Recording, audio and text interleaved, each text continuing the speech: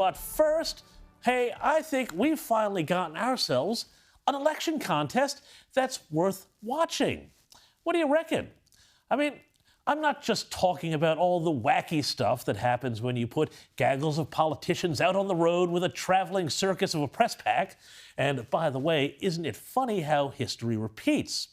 I mean, not long after Labor's Anthony Albanese slipped off a stage, reminding me of nothing so much as his former Democrat counterpart Joe Biden's inability to negotiate a flight of stairs, well, Peter Dutton got a little ball time, and a cameraman came off second best.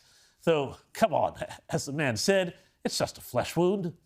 Which, of course, was a bit reminiscent of that time Scott Morrison got into a soccer friendly and, yeah, you remember that? Accidentally crash-tackled a kid. So maybe we call it a draw on all the silliness, right? But when it comes to historical parallels, well, they don't just stop at the goofiness. And I tell you what, if I was Peter Dutton and the coalition right now, I'd be a bit concerned that things are taking on a very 2022 feel for two reasons. One, in both 2022 and 2025, Anthony Albanese started the election on the back foot. In fact, on his very first day of the 2022 campaign, Anthony Albanese had a blunder that should have killed his campaign dead. Can I ask you mentioned the Reserve Bank earlier. Do you know the official cash rate off the top of your head? Oh, look, we can do the old Q&A stuff over 50 but different... Do you know it? Over 50 different figures. What's the national unemployment rate? National unemployment rate at the moment is, I think it's 5.4. Sorry, I'm not sure what it is. But then something remarkable happened. Anthony Albanese tested positive to COVID. Now, it was no fun, but the week-off reset that it got him gave the campaign and himself what he needed to come back to win the election. And I would say that there's a similar dynamic at work here in 2025 when the election that had been really running for weeks before the Prime Minister went to the Governor General to officially dissolve Parliament. Well, remember, we'd thought, of course, by the way, that this might have all have been done and dusted by next weekend, but no. Remember what happened? Cyclone Alfred came along, and what did that do? That gave the PM again the chance not just to reset his campaign, but also spend a week or two looking like a tough, strong, decisive leader. Something that, well, let's just say he has kind of struggled to do in the past.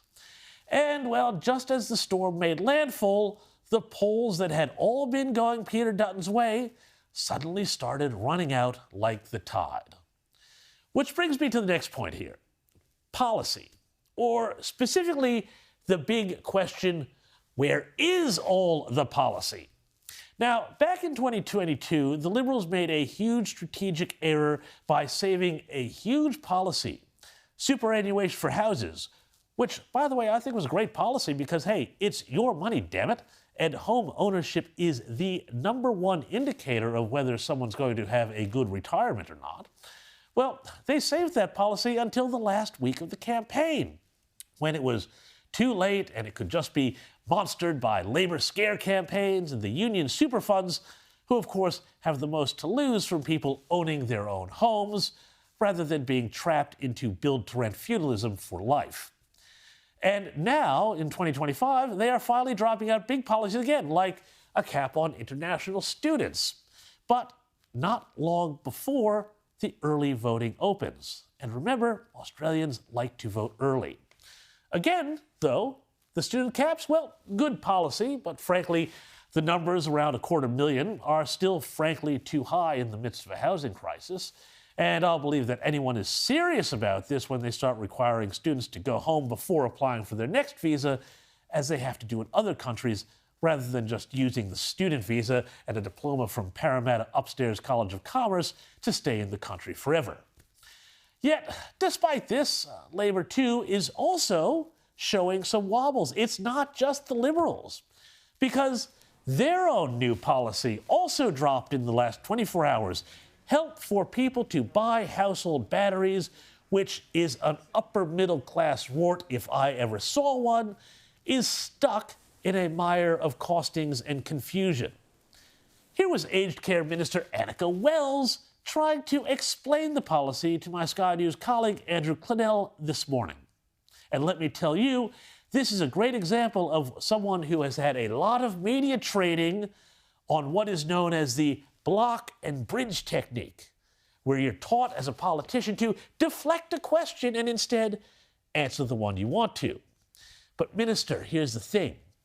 You're not supposed to be so obvious about it. And the press release has a cost associated with it of $2.3 billion. Is that across the forward estimates? That was all accounted for in the budget that Jim Chalmers just announced. We said that we'd have more to say about cost of living measures. This is one of them, and I'm really excited to be able to go and continue to door knock and talk about this here on the north side of Brisbane, where people, I think, are feeling pretty positive about Labor's offering so far this election. How many, I assume it's over 4 years anyway, you haven't confirmed that there. How many people does the government expect to take up this subsidy? Look, I'm not sure, to be honest. I think that we've said that we'll do it from 1 July if we're re-elected. We've said that people will be able to save up to $4,000. We know that, like you've said in your introduction, Queensland has the highest take-up of solar panels, slightly over New South Wales. We always love to get one over New South Wales. Have any calculations been done on how much this might cut emissions by? Because I notice the sell is around saving on your power bills here, not so much on the environment. Look, we're deep into questions for the Minister for Energy now, Andrew. Here in Lily, we are looking forward to people being able to take up the household battery option, because it not only gives them long-term reduction off the cost of their energy bills, but it helps us secure our renewables future. Compared to Peter Dutton, who was offered a $600 billion nuclear fantasy, which, let me tell you, door knocking in Stafford Heights this week, door knocking in Deagon and Wavell Heights this week, absolutely no one believes is credible. Peter Dutton, Peter Dutton, Peter Dutton. Well, when you don't know your policy, you know what they say, talk about the opposition. Which is another way of saying, yes, it's late in the day, the coalition is running out of runway, but there is still actually a lot of contest left to go. And if Labor keeps on reaching for the checkbook and handing out money for everything it wants to, the coalition has a chance to get itself right back where it needs to be, in position as the better fiscal managers, trimming the budget to cut the cost of living.